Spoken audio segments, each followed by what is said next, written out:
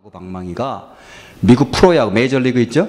그 메이저리그에서 사용하는 야구 방망이의 70% 이상을 공급한대요. 아니, 굉장한 거죠, 그죠? 네. 루이빌은 워낙 도시가 작기 때문에 프로 경기팀이 하나도 없어요. 프로 야구팀도 없고, 프로 축구팀도 없고, 프로 미식축구팀, 프로 농구팀 아무것도 없어요. 그냥 대학 농구팀 하나 이렇게 있는데, 그럼에도 불구하고 그런 작은 도시에서 만들어지는 야구 방망이가 그러니까 메이저리그 팀 연습, 각 그 팀의 연습할 때 쓰는 방망이뿐만이 아니고 경기에 쓰는 모든 방망이들의 70% 이상을 공급한다는, 대단한 거죠, 그죠? 그 비결이 있어요. 그 비결이 뭐냐면, 이 사람들이 야구 방망이를 만들 때 본 이그젠볼을 하나 놓고 그걸 그대로 카피를 하는 거예요. 그 이그젠볼이 뭐냐면, 옛날에 그 전설적인 홈런 왕 베이브 루스라고 하는 선수가 실제로 썼던 방망이, 그 방망이가 있어요. 그 방망이를 이그젠플로 그걸 그대로 컴퓨터로다가 본을 떠서 야구 방망이를 만든다는 거예요. 근데 특징이 뭐냐면, 그걸 본을 떠서 만드는데 매번 만들 때마다 원래 베이브 루스라고 하는 선수가 썼던 그 방망이를 그대로 본을 떠서, 그 오리지널을 그대로 본을 떠서 방망이를 만든다는 거예요. 우리 생각 같아서는 그거는 그냥 박물관에다 보관해 놓고 귀중품으로, 그 다음에 카피를 하나 어떻게 만들어서 그 카피를 또 카피하면 안 될까 이렇게 생각이 되는데, 근데 이분들 철학은 뭐냐면, 그걸 카피한 걸 또 카피하면 원본과 다르다는 거예요. 예. 그리고 그것이 오랜 세월 지나가면 원본과 아주 거리가 먼 제품이 된다라는 거죠. 그래서 방망이 만들 때 반드시 오리지널을 그대로 보고 그걸 본을 따서 그대로 만든다는 거죠. 자, 우리 신앙생활도 마찬가지인데, 우리도 신앙생활 할 때에 오리지널을 본받아야 돼요. 오리지널. 카피가 아니고. 그 오리지널이 누구세요? 예수님이세요. 예수님. 그래서 우리가 뭘 하든지, 기도를 할 때도 예수님 어떻게 기도하셨지? 누구를 섬길 때도 예수님은 어떻게 섬겼지? 순종할 때 예수님은 어디까지 순종하셨지? 예수님을 봐야 돼요. 근데 우리는 나도 모르게 누구를 보냐면 자꾸 교회 다니던 사람들을 자꾸 봐요. 그래서 그 사람들을 카피한다고요. 카피. 그렇게 하다 보면 나도 모르게 오리지널과는 거리가 먼 그런 신앙생활의 모습을 할 수가 있어요. 제가 예를 하나만 들어보면, 여러분 신방 다녀보신 분도 계시고 신방을 받아보신 분도 계시죠. 신방 가면 가장 먼저 뭐 하세요? 기도하세요. 기도. 왜 기도하세요? 누가 가르쳐 줬어요? 예수님이 그렇게 하셨어요? 잘 생각해 보세요. 예수님이 신방 가셔서 무릎 꿇고 기도하셨나? 잘 생각해 보세요. 누가 신방 가서 목사님. 목사가 문제예요. 목사가 하여튼 간에. 그러니까 다른 사람이 그렇게 하는 거예요. 목사님 신방 가니까 뭐 기도하시고, 그죠? 권사님들하고 같이 갈 때 권사님들 기도하시고. 오리지널은 어떻게 하셨을까? 우리 예수님은 신방 가셔서 가장 먼저 제자들 이렇게 보내시면서 신방 보내시죠? 누가복음 11장에 보면 신방 보내십니다. 뭐라고 하세요? 가자마자 들어가자 뭐 하라고 하세요? 기도하라 그래요? 이 집이 평안할지어다. 축복하라는 거예요. 그게 오리지널이에요. 그게 오리지널. 이 집이 평안할지어다. 평안을 비는 거예요. 평화를 비는 거예요. 예수님도 부활하신 다음에 신방 가시죠. 불안과 두려움과 어떻게 해야 될지 몰라서 혼란스러워하는 제자들이 모여있는 곳에 첫 신방을 가세요. 첫 신방. 첫 신방 가시자마자 뭐 하셨어요? 무릎 꿇고 기도하셨어요? 너에게 평강이 있을지어다. Peace be to you. 주님의 평화를 빌어주셔서 축복하셨어요. 그게 오리지널이에요. 물론 우리가 기도해야 되죠. 기도하는 게 잘못됐다는 게 아니고, 우리가 기도하면서 이 가정에 평안을 빌고 성령께서 함께 하시기를 간구하고 그러잖아요. 그게 나쁘다는 게 아니에요. 근데 오리지널이 무엇인지는 알고 있어야 돼요. 그 정신을 가지고 있어야 돼요. 그게 없으면 그냥 카피만 하면 어떤 일이 벌어지냐면, 가서 기도 안 하면 목사가 신방하는데 기도도 안 했다는 거야. 정죄하고 비판하게 돼요. 그러니까 오리지널하고는 영 거리가 먼 그런 신앙생활의 모습이 될 수 있다는 거예요. 그러니까 우리가 신앙생활 할 때 오리지널을 봐야 돼. 오리지널. 예수님 어떻게 하셨는가. 그러니까 주변의 사람들 이렇게 보면서, 물론 신앙생활 잘 하시고 열심히 하시는 분들 보면 그걸 보고 나도 저렇게 뜨거운 신앙생활 열심히 해야 되겠다 이런 마음을 품는 게 맞아요. 하지만 사람을 보는 게 아니고 그분 안에 있는 예수님을 보는 거예요. 야, 그분 안에 예수님이 보이는구나. 예수님 믿으니까 예수님의 모습이 저렇게 나타나는구나. 나도 저렇게 나타났으면 좋겠다. 이렇게 돼야 되는 거예요. 예? 그래야 시험 들지 않고, 그래야 그렇게 하지 않는 사람들 비판하지 않고. 예. 오리지널 봐야 돼, 오리지널. 교회도 마찬가지인데, 교회도 오리지널을 봐야 돼요, 오리지널 교회. 제가 지난주에 신문을 봤는데 신문 광고에 뭐가 났냐면 한국에서 한국 사람들 이렇게 모집하는데 미국의 유명한 교회 탐방하는 프로그램이라는 거예요. 투어. 그래서 애틀란타에 있는 교회들, 뉴욕에 있는 교회들, 캘리포니아에 있는 교회들, 유명한 교회들 탐방하는 일정, 뭐 10박 11일 이래가지고 오시오. 물밀듯이 또 몰려오고 선착순 이래. 가가지고 그냥 보고 좋은 것들은 이제 본 따서 교회 적용하고 하면 뭐 유익이 있겠죠. 그죠? 왜 없겠어요. 그런데 우리가 기억해야 될 거는 다 카피라는 거예요. 오리지널이 아니라 다 카피라는 거예요. 예전에 수정교회라고 미국에 있었는데 굉장히 유명한 교회, 크리스탈 처치인가요? 사람들이 한국에서 얼마나 많이 와가지고 카피했는지 몰라요. 그 교회를. 유명했죠. 목사님도 유명하고 그 교회 망했잖아요. 무너졌어요. 시카고 윌로우 크릭 교회, 한국에서 이름만 되면 다 아는 큰 교회에서 가가지고 그대로 카피했어요. 모든 프로그램들, 목회자들, 그 교육자들 다 보내가지고 연수하게 하고, 그 다음에 그 교회 담임 목사가 리더십 최고다. 그래가지고 그 리더십 카피하고, 지금 난리가 났잖아요. 그 교회. 다 카피해, 카피. 그래서 우리가 카피를 볼 게 아니고, 오리지널을 언제나 봐야 돼요, 오리지널. 교회 오리지널이 어디 있는가 하면, 성경 사도행전에 나와요. 오늘 우리가 읽은 본문이 오늘 우리 큐티 본문인데 우리가 한 달 동안 또 다음 달, 그 다음 달까지 3달에 걸쳐서 사도행전 우리가 묵상하게 큐티하게 돼 있는데 저는 이것이 하나님의 놀라운 지혜 가운데에 우리 교회를 향해 특별히 주신 본문이라고 저는 믿습니다. 우리 교회가 정말 하나님이 기뻐하시는 교회가 되기를 원하는데 어떤 교회가 돼야 되지? 다른 교회 보지 말고요. 그래서 오리지널. 성경에 나와 있는 하나님이 말씀하신, 하나님이 기록하신 그 교회가 어떤 교회인지를 보면 되는 거예요. 그러면 우리 교회도 이런 교회가 되면 되겠구나. 그렇게 하면 되는 거예요. 자, 그래서 보는데 오리지널 교회, 사도행전의 교회는 어떤 교회인가, 어떻게 세워졌는가, 사도행전을 보면 그러면 그 교회가 무엇을 했는가, 그리고 그것을 어떻게 감당했는가, 이런 내용들이 나오거든요. 특별히 오늘 본문은 교회가 어떻게 세워졌는가, 어떻게 세워졌는가. 교회가 어떻게 세워졌냐면 성령이 강림해서, 성령이 임하셔서 교회가 세워졌어요. 그러니까 오리지널 교회, 교회는 무엇이 교회인가? 교회는 어떻게 세워지는가? 성령이 임해야 돼. 그것도 각 사람 머리 위에 임했대요. 그냥 공중에 이렇게 임한 게 아니라 각 교인들 한 사람 한 사람이 성령 충만할 때, 성령 받을 때, 그때 진짜 교회가 되는구나. 그게 오리지널 교회예요. 그러니까 성령의 강림이 없이는, 내가 성령 받지 않고는 우리가 교회를 논할 수가 없어요. 교회는 이래야 돼, 저래야 돼. 왜 우리 교회는 이래? 우리 교회도 저 교회처럼 될 수 없어?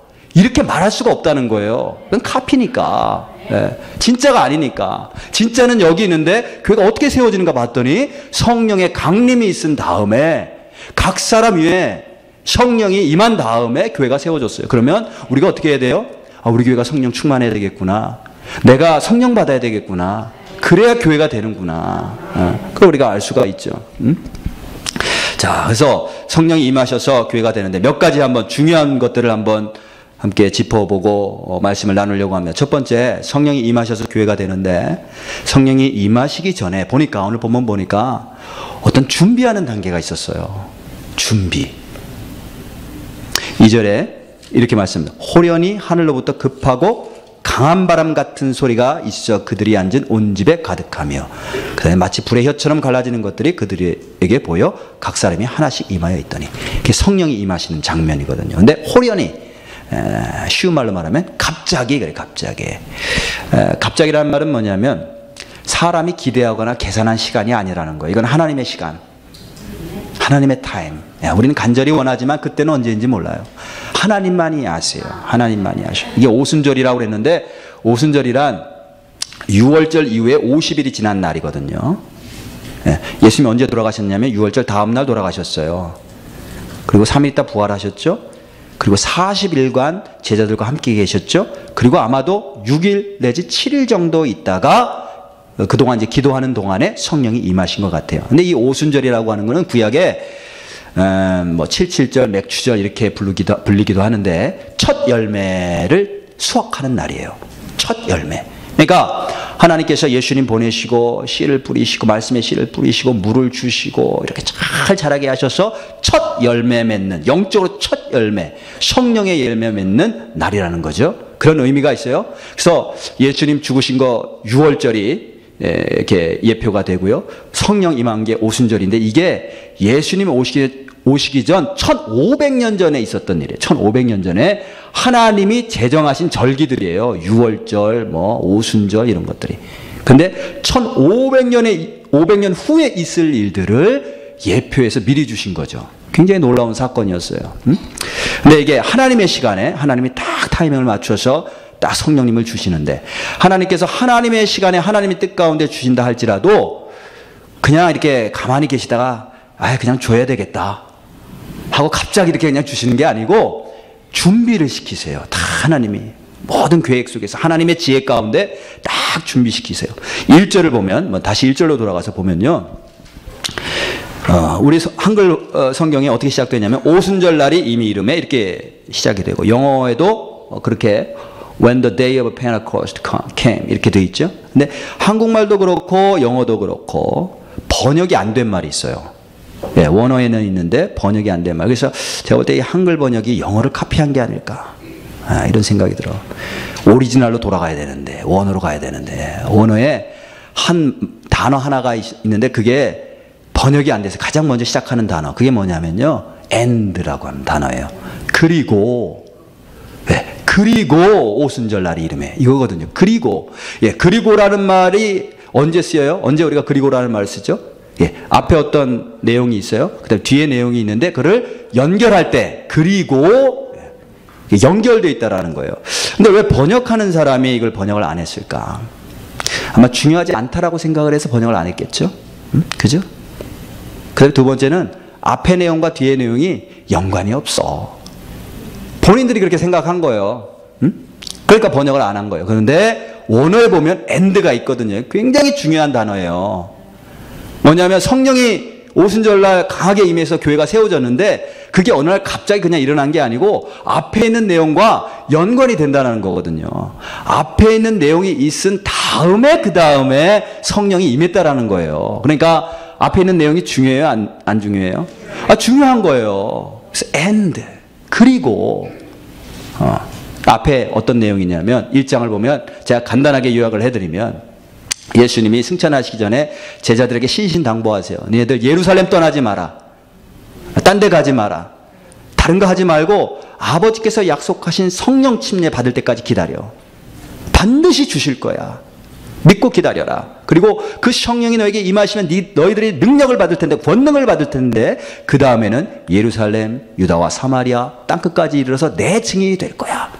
이렇게 말씀하시고 승천하셨거든요. 그래서 그 약속의 말씀을 믿고 이 120명 되는 제자들과 이 식구들이 다 모여서 막 기도하는데 기도하다가 성령이 딱 임하면 좋겠는데 그렇지 않고 중간에 어떤 사건이 있어요. 어떤 일이 있냐면 막 기도하다가 갑자기 베드로가 벌떡 일어나요. 그러면서 뭘 얘기를 하냐면 사람들에게 우리가 사도가 12명인데 한 사람이 지금 빠졌다는 거예요. 가룟 유다가 자기 직분 버리고 제 길로 가다가 저렇게 멸망받았는데 우리가 이 한 사람 채워야 되겠다. 12명. 예수님이 우리 12명 부르셨을 때는 뜻이 계신데 그 12명을 채워야 될 것 같아. 뭐 하기 전에요? 성령 받기 전에. 그 뜻이죠. 그죠? 성령 받기 전에 12명 채워야 될 것 같아. 그래서 사람들이 다 기도하는 가운데 다 동의했어요. 그러니까 성령의 인도하심을 받은 거예요. 그때부터.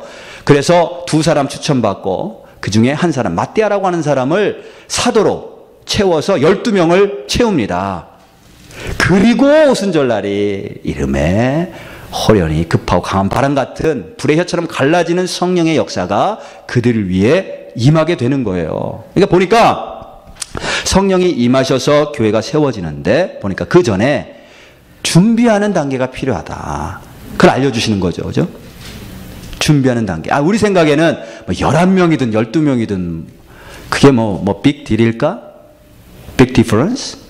일까? 이렇게 생각이 들지만 하나님 계획 안에는 12명이 필요한 거예요. 그래서 성령이 임하셨을 때 그 성령의 능력을 갖고 퍼져서 주의 복음을 증거할 조직으로서 가장 기초적인 그런 스트럭처로서 12명이 필요했던 거예요. 준비. 예. 준비가 다 되어졌을 때 성령이 임했어요. 우리 교회 제가 와서 이제 한 달 남짓 이렇게 함께 성도님들도 만나 뵙고 뭐 프로그램도 같이 하고 예배도 인도하고 했는데 지금까지의 결론 뭐냐면 우리 교회 밭이 너무 좋다. 아멘. 예. 밭이 너무 좋아요. 갑작스럽게 제가 얘기해서 타이밍을 못 놓쳤죠. 예. 우리 교회 준비하시고 우리 교회 밭이 너무 좋아요. 예. 그러니까 밭이 안 좋으면요, 아무리 여러분 여기 농사 지어 보신 분들 밭이 안 좋으면 자갈밭이야 맨날. 그럼 아무리 내가 막 손이 트도록 부르트도록 땅을 일구고 씨를 심고 물을 주고 아무리 갈고 몇 년을 해도 곡식이 자라질 않아. 열매가 없어요. 근데 우리 교회는 너무 밭이 좋아서 아무거나 뿌려도 될 것 같아. 그냥 막 자라날 것 같아요. 막 자라날 것 같아요. 그런데 이제 제가 한 달 남짓 이렇게 오면서 우리 교회에 참 필요한 것들이 다 잘 구비되어 있고 아주 파운데이션이 굉장히 튼튼한데 성도님들도 헌신된 분들이 많고 성령 받은 분들도 많고 굉장히 파운데이션이 튼튼한데 약간 분산되어 있는 듯한 느낌을 제가 받았어요. 그래서 이게 하나로 합쳐져야 되겠구나. 포커스를 좀 맞춰줘야 되겠구나 이런 생각이 들었어요. 그래서 중보기도 팀도 있고 뭐 신방 전도 팀도 있고 뭐 큐티도 하고 뭐 선교도 하고 하는데 다 따로따로야. 그래서 이거를 딱 하나로 통합해서 아주 심플하게 교회 체제를 심플하게 만들면서 파워풀하게. 햇볕이 이렇게 많지만 아무리 뜨거워도 종이를 태우진 못해요. 분산되어 있기 때문에 빛이. 근데 돋보기로 그 렌즈로다가 딱 포커스를 딱 맞추면 그냥 불이 나죠. 아마 우리 교회가 불 붙는 교회 되려면 포커스를 맞춰야 되겠다. 그 포커스를 어디로 맞추냐면 목장에 목장. 목장. 그래서 목장을 조금 좀 재정비를 해야 되겠다. 약간 재조정을 해야 되겠다라는 마음이 계속해서 들어요.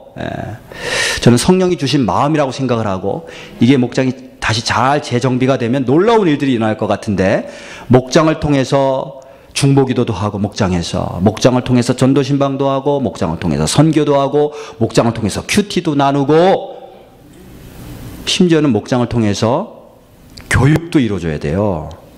우리가 저쪽 애들 교육관에 맡기고 뭐 전도사님, 교사 선생님 굉장히 수고 많이 하시는데 우리가 잘못 생각하는 것 가운데 부모님들이 잘못 생각하는 것 가운데 하나가 뭐냐면 애들을 교회에다 맡겨놓으면 신앙교육이 저절로 된다고 생각을 해요. 근데 저도 교회에서 자라났잖아요. 근데 교회에서 제가 신앙을 보고 배운 거는 별로 없어요. 죄송하지만. 여러분들도 한번 생각해 보세요. 여러분들의 신앙 교회에서 교회 교육으로 받았나? 주일학교? 물론 저게 필요 없다는 게 아니라 중요하죠. 필요해요. 주일학교 캠프나 수련회 가가지고 예수님 만나는 경우들이 참 많아요. 그런데 열심히 교회에서 막 뛰어놀고 신나게 교회 생활하다가 대학교 가면 교회 떠나는 애들이 얼마나 많은데요. 왜 그런지를 생각해 봐야 돼요. 제가 배운 신앙의 대부분은 저희 부모님한테 배웠어요. 저희 어머니, 아버님의 신앙 생활하는 모습을 보고 제가 굉장히 많이 배웠어요. 그리고 무엇보다도 하나님께서 저 개인적인 삶을 통해서 많은 상황들을 통해서 저를 인도해 가세요. 그걸 위해 부모님들이 기도해 주셨어요. 굉장히 많이 자녀들을 위해서. 목장을 하면 다 모이는 거예요. 지금은 뭐 자매님들만 모이고 뭐 형제님들만 지금 모여서 뭐 이렇게 하고 하는데 다 모이는 식구들이 남편, 아내, 자녀들 다 모이는 거예요. 그래서 같이 밥 먹고 같이 찬양하고 같이 삶을 나누고 성경 공부할 때는 그룹에 따라서 아이들은 아이들끼리 또 영어권에 있는 분들은 영어권에 있는 분들끼리 한국말이 편하신 분들은 한국말이 편하신 분들끼리 모여서 같이 삶을 나누면서 삶이 치유가 되고 함께 끌어안고 울면서 기도해 주면서 기도 응답을 받고 하나님 살아계시는구나. 함께 선교하고 함께 신방하고 애들도 다른 게 교육이 아니에요. 딱 와서 보니까 금요일마다 예를 들어 어떤 요일마다 우리 엄마 아빠가 모여서 저렇게 신앙의 친구들과 함께 모여서 찬양하고 예배하고 삶을 나누고 함께 울면서 서로 붙들고 기도해주고 애들이 다 보거든요. 그거를. 그게 신앙의 교육이에요. 아, 믿는 사람들의 삶은 이런 삶이구나. 그냥 말로만 해서 머릿속으로 들어간 지식은 아무런 소용이 없어요.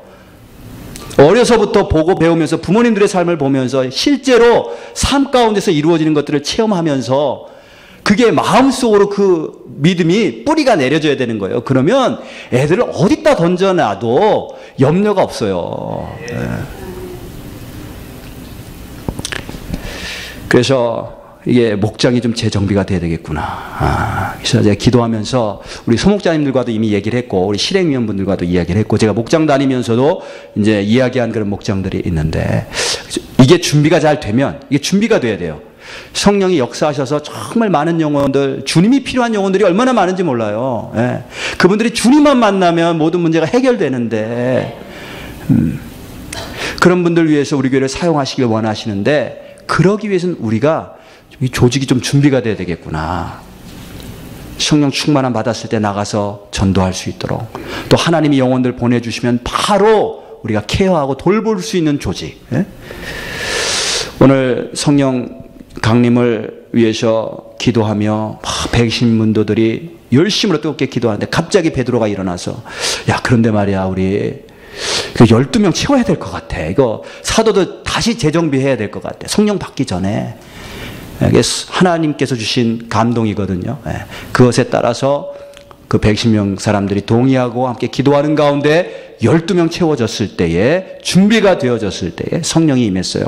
저희 교회도 틀림없이 하나님이 지금까지도 역사하시고 지금까지도 채워주시고 지금까지도 인도해 주셨지만 더 새롭게 더 크신 주님의 일을 위해서 더 놀랍도록 우리 교회를 통해 역사하실 줄로 믿습니다.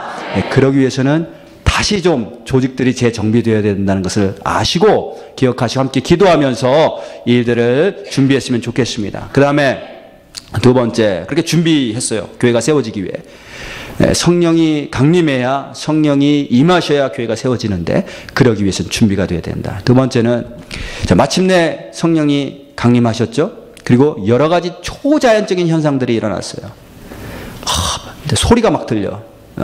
바람 소리, 급하고 강한 태풍과 같은 소리가 들리고, 불의 혀처럼 갈라지는 그런 것들이 막 눈에 보이고, 그러니까 들리기도 하고 보이기도 하고, 성령의 역사가 외적인 그런 현상들을 통해서 누구나 다 느껴지고 알 수 있도록 역사하셨어요. 그 다음엔 각 사람 위에 임한 다음에 어떤 일이 일어나는가 하면 방언을 말하는데, 방언, 외국어 방언이었어요. 외국어. 지금으로 말하면 막 영어, 막 불어, 독일어, 막 이런 방언들이 막, 외국어 방언들이 막 나오는 거예요. 그리고 나서 예루살렘 교회가 탄생한 거예요. 자, 정말 이걸 보면서 그러면 이 말씀이 우리에게 주시는 메시지는 뭘까? 하나님께서 이 본문을 통해 우리에게 말씀하시려는 게 뭘까? 교회가 세워지려면 성령의 강림이 있어야 되고, 성령 강림이 이루어지면 이렇게 급하고 강한 바람 소리가 들려야 되나? 불의 혀처럼 갈라지는 것들이 눈앞에 보여야 되나? 우리 모두가 다 일제히 방언을 해서 다 외국어를 다 유창하게 다 해야 되나? 나에게 주시는 메시지가 뭘까? 나에게 하시려는 말씀이 뭘까? 그걸 봐야 되겠죠? 2절에 보니까 호련히 하늘로부터 이게 임했어요. 하늘로부터. 뭐냐면 우리 노력이 아니고 우리가 애써서 되는 게 아니고 전적인 하나님으로부터 오는, 하나님께서 주시는 은혜예요. 전적인 하나님으로부터, 하늘로부터 오는 능력이에요. 그러니까 우리가 해야 될 것은 구하는 거예요. 구하는 거. 하나님의 은혜를 구할 때 하나님의 방법으로 하나님의 때에 그 은혜를 주십니다. 그 다음에 굉장히 중요한 포인트가 4절에 있어요. 그들이 여러 가지 현상들, 초자연적인 역사들이 일어나는데 4절에 이렇게 말씀하시죠.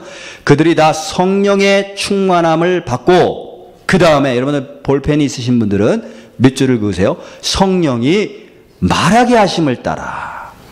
그게 포인트예요. 성령이 말하게 하심을 따라 다른 언어들로 말하기를 시작하니라. 예전에는 자기들 마음대로 말을 했어. 누가 내가 말하는 것을 가로막아. 그죠? 내가 말하고 싶은 거 다 말할 수가 있어요.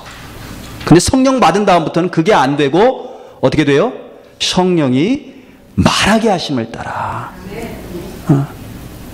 내 뜻대로 내 마음대로 말하는 게 아니고 성령님이 원하시는 대로 말하게 되는 거예요.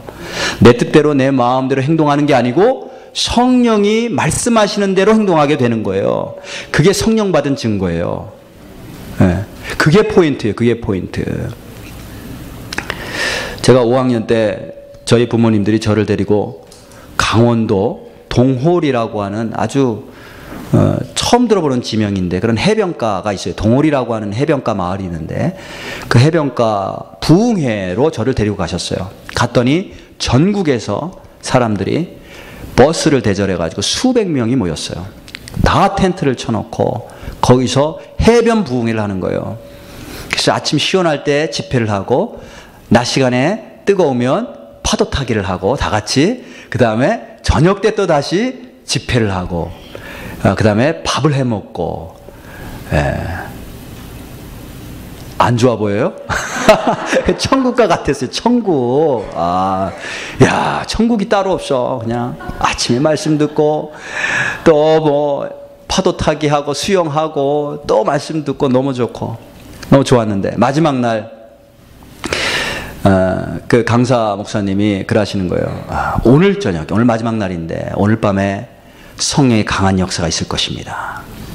여러분들 다 준비하시고 금식하시면서 성령 받을 준비하세요. 다 금식하세요. 근데 제가 그때 5학년이었는데 제 마음에도 내가 금식해야 되겠다. 이런 마음이 들었어요. 그래서 생전 처음 해보는 게 금식을. 생전 처음 이제 밥을 굶으면서 금식을 하는데 배가 너무너무 고픈 거예요. 점심때가 됐는데 배가 너무 고파. 근데 이렇게 보니까 저쪽에 2학년, 3학년 되는 애들이 이렇게 몇 명이 모여서 지들끼리 이렇게 노는데 새우깡을 먹고 있었어요. 그래서 제가 도저히 그걸 참을 수가 없어서 이것만큼은 봐주시겠지 해가지고 새우깡을 좀 달라고 해서 먹었는데 그게 체해서 아주 급하게 체해서 아주 하루 종일 고생했어요. 밥도 못 먹고 금식도 실패하고. 그래서 제가 그 다음부터 그게 얼마나 제가 고생스러웠으면 다음부터는 금식하면 어떤 일이 있어도 절대로 금식을 어기지 않아요. 근데 드디어 이제 저녁이 돼서 막 집회를 하고 말씀을 증거하고 같이 이제 뜨겁게 기도하는데 진짜 성령의 역사가 일어났어요. 성령의 강한 역사가 일어나는데 사람들이 회개가 터지고 막 부르짖고 통회하며 눈물을 흘리면서 외치면서 막 떼굴떼굴떼굴 막 구르면서 막 성령의 역사들이 막 일어났어요. 근데 저기 보니까 그 아까 새우깡 먹던 2학년 3학년 애들 걔들도 떼굴떼굴 굴르는 거예요. 막 애들이 방언이 터져가지고 막 방언이 터져 막 떼굴떼굴 울면서 애들이 막 회개를 하는 거야. 근데 나는 아무 일도 안 일어났어요. 아무 일도 안 일어났어요. 얼마나 속이 상한지 몰라요. 아니 쟤네들은 예배 때마다 땡땡이 까던 애들인데 예배 때마다 다 저쪽 놀러 다니고 난 쟤들과는 달라. 그러면서 나는 예배도 참석하고 금식도 하려고 하고 쟤네들은 땡땡이 까고 새우깡도 시컷 까먹고 그리고 왔는데 성령 체험하고 떼굴떼굴 구르고 방언하고 얼마나 속상한지. 다른 사람들은 다 기뻐서 그날 밤에 행복한 미소를 지으면서 텐트 안에 들어가서 다 평안하게 잠을 자는데 저는 잠을 잘 수가 없었어요. 부근하고 그래서 너무 속상해서. 그래서 뒷동산으로 후라시를 가지고 가가지고 소나무를 붙잡고 막 울면서 나도 달라고. 내가 벌써 떠나신 것 같아. 나도 달라고. 왜 그렇게 했냐면 어떤 분이 그렇게 얘기를 했었어요. 성령 받으려면 소나무 뿌리 몇 개는 뽑아야 된다. 그래서 뿌리 붙잡고 막 하는데 안 뽑혀. 그래서 우리가 성령 강림 그러면 성령 체험 받았다. 그러면 다들 어디에 포커스를 맞추냐면 외적인 체험이에요. 뭔가 좀 막 방언도 해야 되고 뭐 막 예언도 막 하고 막 병 고치는 은사도 나타나고 뭐 이런 것들이 있어야 이게 성령 받았다라고 생각을 하는데 가장 중요한 근본은 뭐냐면요. 성령이 말하게 하심을 따라 그거예요. 우리가 막 성령 체험 받았다고 막 날뛰다가 한 2개월 3개월 지나면 다시 옛날로 돌아가는 이유가 뭐냐면 그게 전부라고 생각하니까 그런 현상들이. 근데 핵심은 그게 아니고 성령 받았으면 이제 성령님이 누구시냐면요. 하나님의 영이시거든요. 하나님은 육체가 없으세요. 예, 영이세요. 근데 그 하나님의 영이 또 예수님의 영이 내 안에 들어오시는 거예요. 죄 많고 연약하고 제한되어 있는 무기력한 내 속에 하나님이 들어오신다는 거예요. 창조주 하나님이 피조물인 인간 안에 들어오신다는 게 이게 얼마나 큰 기적이에요. 있을 수 없는 일인데 하나님이 친히 우리를 구원하시기 위해 우리 안에 들어오신다는 거예요. 그래야 구원받으니까. 들어오셔서 하시는 일이 뭐냐면 내 마음을 바꾸세요. 이전에 성령 받기 전에는 내 마음이 굳은 마음이었어. 딱딱한 마음. 그래서 하나님의 말씀하셔도 듣지 않아. 거부해요. 하나님 말씀하셔도 순종하지 않아. 순종할 수 없어요. 절대로 난 못한다. 그런데 성령이 임하시면 오셔서 내 마음을 바꾸시거든요. 딱딱한 마음을 도려내시고 예수님의 심장을 갖다 접붙여 주세요. 네. 그래서 예전에는 하나님의 말씀을 들어도 무슨 말인지 이해가 안 됐는데 하나님의 말씀이 들려요. 이해가 돼요. 예전에 하나님의 말씀을 들어도 나는 할 수 없어 거부했는데 이제는 거부할 수 없는, 하지 않고는, 순종하지 않고는 견딜 수 없게 만드셔서 순종하게끔 하세요. 그게 어디부터 시작되냐면 언어부터, 말부터. 우리의 언어가 마음에서 나오잖아요. 네, 마음에서 나와요. 마음에서. 그래서 성령님께서 임하시면 가장 먼저 언어에서부터. 예전엔 내 마음대로 말을 했는데 그게 아니야. 성령님이 원하시지 않아요. 순간순간 막으시고 또 나는 원치 않았는데 어떤 말을 하게 하시는데 그 말을 통해 사람들이 위로를 받고 사람들이 주님을 만나는 역사들이 일어나고 그런 일들이 일어나는 거예요. 그렇게 성령 받으면서, 성령 받고 나서 마음이 변화되고 내 말이 변화되고 삶이 변화되면서 조금씩 하나님 자녀다운 모습으로 변화되다가 결국 나중에 그 모습으로 하나님 자녀가 들어갈 천국에 들어가는 거예요. 그렇게. 네. 자, 그래서 가장 중요한 게 뭐냐? 성령이 말하게 하심을 따라. 네? 성령께서 인도하심을 따라 사는 삶. 그게 성령 받은 사람의 모습이고 그게 성령 받은 교회가 하는 거예요. 그죠? 성령님이 말씀하실 때 우리 생각과는 다르지만 서로가 하나가 되어 행하는 것. 예? 자, 세 번째, 성령의 말하게 하심을 따라 교회가 그렇게 변화됐습니다. 사람들이 변화됐습니다. 그래서 교회가 됐어요. 그 다음에 일제 이제 여러 나라 방언으로 말을 하죠. 근데 말을 할 때 도대체 무슨 내용일까? 무슨 말을 했을까? 궁금하지 않으세요? 예, 그들이 말하는 것을 듣고 주변에 있던 모든 사람들, 각국에서 그 오순절이라고 절기를 지키려고 모여왔던 사람들이 그 소리를 듣고 다 모여들었어요. 도대체 어떤 말을 했길래 그들이 도대체 어떤 말을 했길래 이 모든 사람들이 듣고 다 몰려들었을까? 자, 6절 보시면 이 소리가 나매. 이제 그 소리가 뭐예요? 다른 언어들로, 다른 방언으로 막 말하는 그 소리예요. 이 소리가 나매 큰 무리가 모여 각각 자기의 방언으로 제자들이 말하는 것을 듣고 소동하여.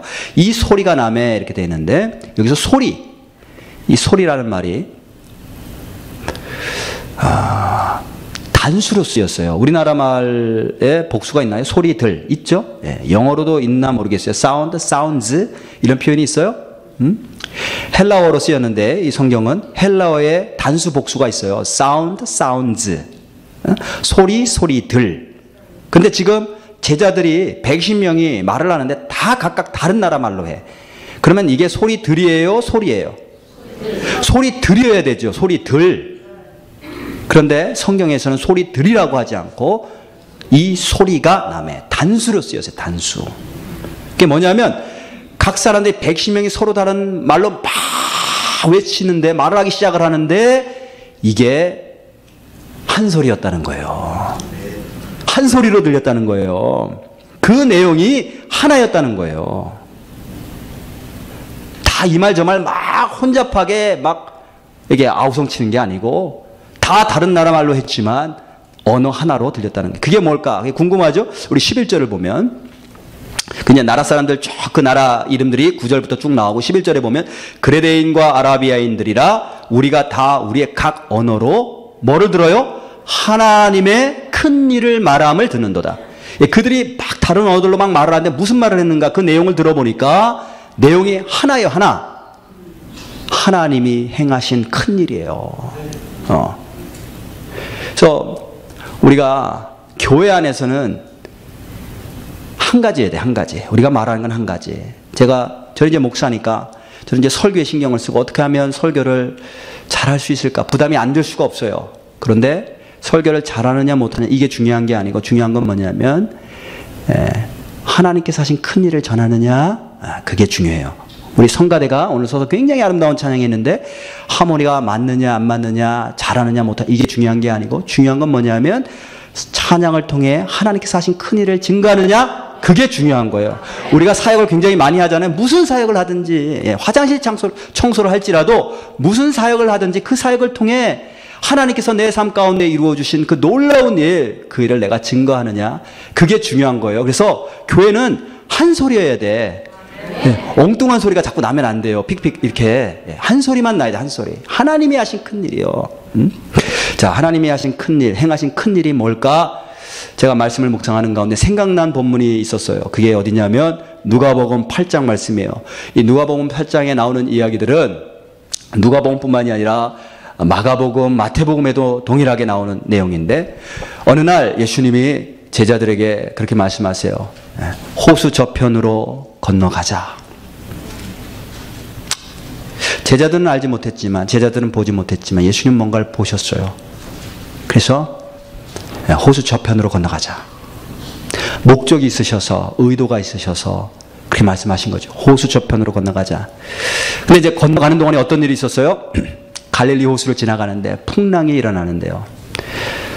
그냥 보통 풍랑이 아니고 사람이 죽을 수밖에 없는 풍랑이에요. 이 사람들은, 제자들은 다 뱃사람이었기 때문에 알아요.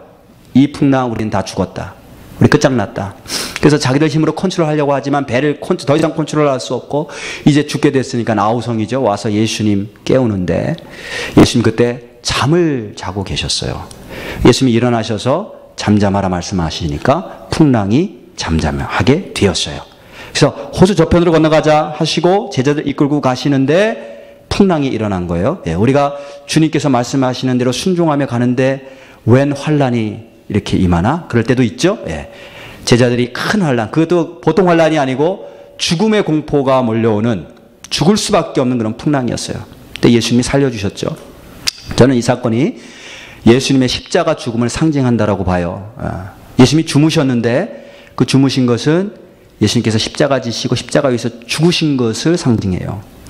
자, 일어나셔서 풍랑을 향해서 꾸짖으시고 잠잠하라 하셨죠. 그 풍랑은 어떤 풍랑이냐면 배를 삼키고 사람의 생명을 삼키는 죽음의 권세를 상징하는데 부활하신 예수님 앞에 사망 권세가 깨트려졌다, 정복되었다라는 것을 상징하시는 거예요. 그래서 그렇게 이제 풍랑을 다 통과하신 다음에 건너가셨어요. 건너가신 곳이 어디냐면 예수님이 그걸 보시고 건너가신 거예요. 그 건너편에 건너가신 곳이 거라사 지방이라는 곳이에요. 건너갔더니 누구를 만나냐면 군대 귀신 들린 자를 만나요. 귀신이 얼마나 심하게 들렸는지 무덤에서 자.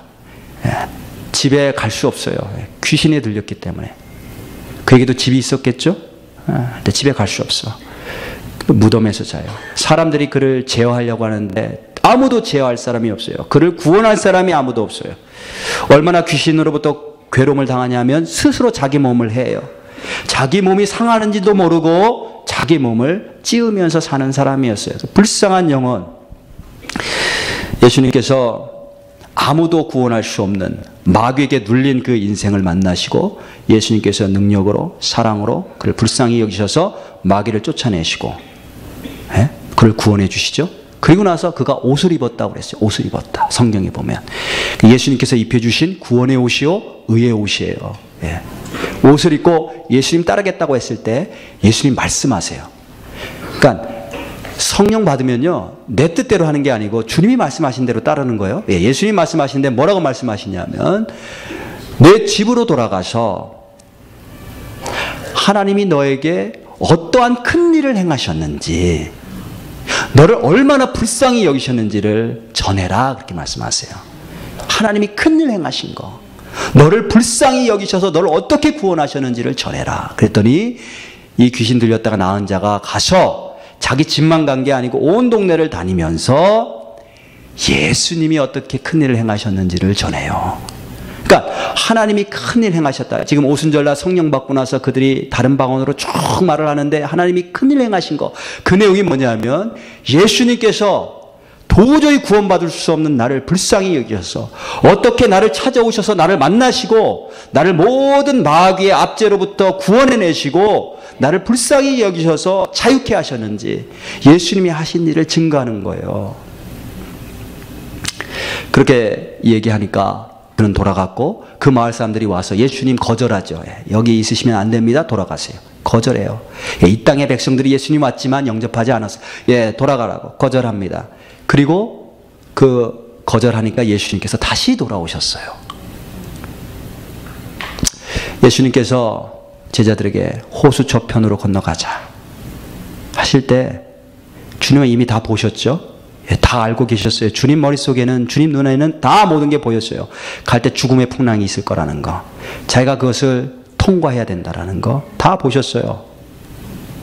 왜 그걸 통과하면서 가야만 했는가? 거기 구원받아야 될, 마귀에게 눌려서 불쌍하게 죽어가는, 멸망받아가는 하나님의 자녀가 있기 때문에 그 한 사람 살리려고 죽음의 풍랑을 통과해서 그 한 사람 구원하고 다시 돌아오세요. 그걸 아셨음에도 불구하고 제자들을 데리고 거기를 갑니다. 호수 저편으로 건너가자.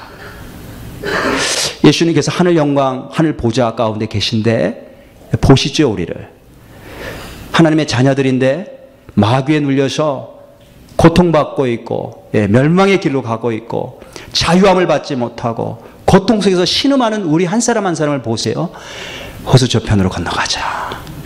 와서 십자가 지시고 수없이 이루 말할 수 없는 고통을 겪고 죽으셔야만 되는 거 아셨음에도 불구하고 오셔서 그 모든 풍랑을 통과하시고 죽음의 권세를 잠잠케 하시고 승리하시고 우리를 찾아오셔서 우리를 마침내 구원해 내셨어요.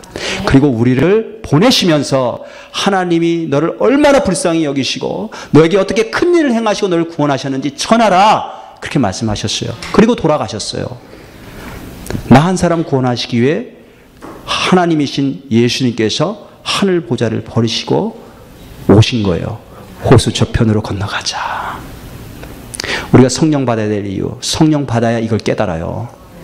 성령 받아야 하나님이 얼마나 큰 일을 내 삶 가운데서 이루어 주셨는지, 예수님께서 왜 하늘 보좌를 버리시고 나 같은 존재, 나 같은 죄인 그 한 사람 불쌍히 여기셔서 구원하시기 위해서 그 모든 풍랑, 죽음의 풍랑을 통과하시고 오셔서 나 한 사람 구원하시고 다시 돌아가셨는지 성령 받아야 우리가 알아요. 그리고 성령 받으면 그 놀라운 일들을 전하지 않고는 견딜 수가 없는 거예요. 저와 여러분들이 오늘 주님께서 한 사람 한 사람, 각 사람에게 임했다고 했어요. 각 사람. 바로 나를 구원하시고 나에게 큰일 행하시는 그 하나님의 놀라운 일들을 우리 각 사람이 주의 성령을 통하여 체험하시고 주님 만나시고 그 기쁨으로 주의 큰일을 증거하는 주의 백성들 되시길 주님의 이름으로 축복합니다. 자, 우리 함께 기도합니다. 우리 함께 기도할 텐데 먼저 우리 피아노 반주해 주시고요.